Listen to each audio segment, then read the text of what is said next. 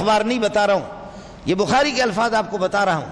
یزدلفن بأیتہن یبدو، ہر اونٹ دوسرے کو دھکے دے رہا کہ تو مجھے چھوڑ، میری باری لگ جائے، میری باری لگ جائے. اس لیے میرے بھائی اب اللہ نے اتنا کرم کر دیا کہ ہم سب کا ابا بلکہ ہمارے نبی کا ابا حضرت اسماعیل علیہ السلام، اللہ کو صرف آزمانا ہوتا ہے کہاں اسماعیل کے گلے پر چھری چلے اور کہاں اس کی رگوں کو کاٹے، لیکن بہرحال ایک امتحان ہے. وَإِذِ ابْتَلَىٰ إِبْرَاهِيمَ رَبُّهُ بِكَلِمَاتٍ فَأَتَمَّهُنَّ، ابراہیم کو کتنی طریقے سے ہم نے آزمایا، کتنی باتوں کے ساتھ، کتنی مشکل مراحل میں ہم نے ان کو آزمایا، لیکن فَأَتَمَّهُنَّ، ابراہیم نے سب پورا کر دیا. حکم ہو گیا یا بنی انی ارى فی المنام انی اذبحک فانظر ماذا ترى، بیٹا میں نے خواب میں دیکھا. نبی کا خواب صوفی تبلیغی کا خواب نہیں ہوتا، نبی کا خواب مولوی منظور کا خواب نہیں ہوتا، نبی کا خواب آپ کے کراچی کے جھوٹے پیر صاحب کا خواب نہیں ہوتا، نبی کا خواب ہوتا ہے قطعی ہوتا ہے، فیصلہ ہوتا ہے، اٹل خواب ہوتا ہے، وہی قرآن کی طرح یقینی ہوتا ہے. فرمایا کہ بیٹا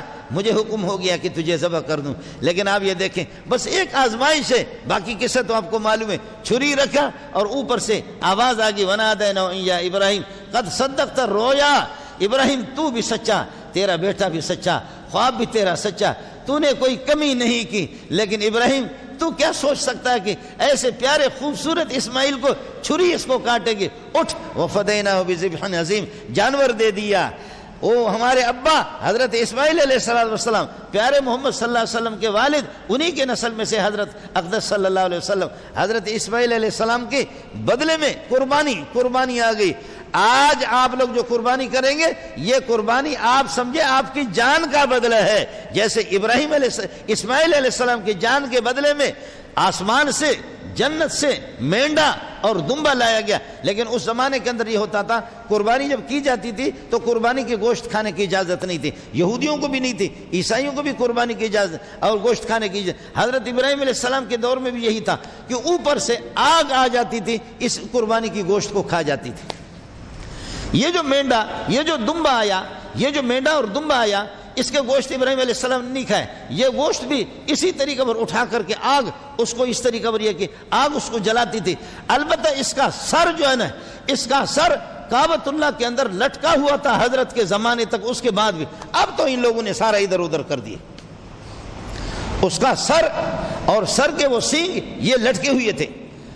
باقی پہلے امتوں میں جہاد اگر ہوتا، جیسے حضرت موسیٰ علیہ السلام جہاد میں جو مال غنیمت ہاتھ آتا تھا وہ مال غنیمت استعمال نہیں کر سکتے تھے، اس کو کھا نہیں سکتے تھے، اپنے کام میں نہیں لا سکتے تھے. اس مال غنیمت کو بھی آسمان سے آگ آ جاتی تھی. قربانی جو قرآن میں خود اس کا ذکر ہے، الذین قالوا ان اللہ عہد الینا اللہ نؤمن لرسول حتی یأتینا بقربان تأکلہ النار، قربانی جس کو آگ کھا جائے. یہی اللہ نے احسان کر دیا اس امت پر کہ جانور ذبح کر دو اور آسمان سے آگ نہیں آئے گی، خود دبا کر کے کھاؤ، فقیروں کو مسکینوں کو بھی دے دو. لیکن آپ کے لیے حکم یہی ہو گیا کہ فرمایا کہ صحابہ نے کہا کہ یا رسول اللہ، فرمایا کہ گوشت بھی خود کھاؤ. فرمایا اس میں ہمیں کیا ملے گا؟ فرمایا جانور کے ہر بال کے بدلے میں آپ کو ثواب ملے گا. سبحان اللہ، کون بالوں کو شمار کرے. دوسری روایت میں فرمایا زہایاکم متایاکم، تمہاری قربانیاں تمہارے سواریاں ہیں. جیسے تکڑا جانور ہوگا خوش دلی سے قربانی کریں گے، طیب خاطر سے، دل کے خوشی سے صحیح پیسے لگائیں گے، اتنا ہی ہوگا. اب تو جانور اتنے آسمانوں پہ آ گئے. میری گزارش آپ سے ہوگی کہ چھوٹا جانور اگر آپ خرید نہیں سکتے، بڑے جانوروں میں کسی حد تک جو لوگ شریک ہو سکتے کہ وہ ہوں. اگر آپ نصاب کے مالک ہیں، میں پہلے نصاب بیان کر چکا ہوں پچھلے جمعے میں، اس سے پہلے بھی بیان کر چکا ہوں. جب نصاب آپ پر موجود ہے، آپ کے پاس موجود ہے، آپ پر اپنی قربانی، بیوی کے پاس سونا چاندی ہے، اس کے پاس پیسے، اس کے پاس نصاب موجود ہے، اس کی قربانی خود اس پر ہے. آپ کا بیٹا جو بالغ ہے، اس کے کاروبار الگ تھلگ ہے اور وہ بالکل آپ سے الگ ہے، ان کی قربانی خود اس پر الگ واجب ہوگی. باقی اپنے مرحومین کے لیے قربانی کرنا، ابا کے لیے قربانی کر رہا ہے، دادا کے لیے کر رہا ہے، والدہ کے لیے کر رہا ہے، وہ آپ پر واجب نہیں ہے، وہ نفلی ہے. اللہ گنجائش دے دے آپ کریں. لیکن آپ کے پاس اگر نصاب موجود ہے تو آپ خود. لیکن اب مہنگائی اتنی مہنگائی ہو گئی، بہت زیادہ مہنگائی ہو گئی.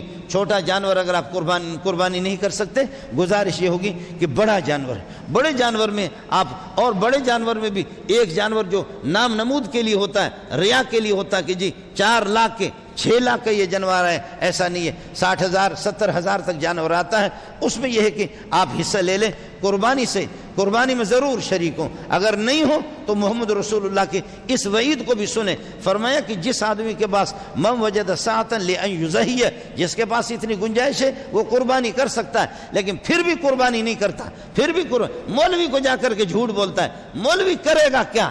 تیرے گول مول کرنے سے مولوی نے اگر آپ کو فارغ کر بھی دیا لیکن تو نے گول مول سے کام لے لیا، آپ کے پاس نصاب موجود تھا، مولوی کو دھوکے میں دیا، مولوی نے کہا کہ تجھ پر قربانی نہیں ہے، مولوی کی باپ کو بھی طاقت نہیں ہے، جب نصاب آپ کے پاس موجود ہے آپ نے گول مول کر دیا، جوتے آپ کو پڑیں گے، مولوی کو نہیں پڑیں گے، جوتے آپ کو پڑیں گے۔ اس لیے میرے نبی نے فرمایا کہ جب گنجائش آپ کے پاس موجود ہے اور آپ پھر بھی قربانی نہیں کرتے تو مسلمانوں کی عیدگاہ میں عید پڑھنے کے لیے آپ نہ آ جائیں، مسلمانوں کی عیدگاہ میں عید پڑھنے کے لیے نہ آ جائے۔ اللہ تعالیٰ اس سنت ابراہیمی کو زندہ کرنے کی توفیق ہمیں نصیب فرمائے، قربانی کی توفیق ہمیں نصیب فرمائے۔ حج کے لیے بھی میں بھی محروم رہ گیا، آپ ہی ہے کہ اللہ کی طرف متوجہ ہو جائیں ساتھی، اللہ سے دعا کر دے کہ پروردگار ہماری حالت زار پر رحم فرما دے، محمد کی گلیوں کی زیارت بار بار ہمیں کرا دے، مکہ مدینہ کی زیارت ہمیں کرا دے، خدا جانے کہ کہاں ہم لوگ جا کر کے کدھر کھڑے ہو گئے، کیا ہمارے ساتھ ہو گیا۔ وآخر دعوانا الحمدللہ رب العالمین۔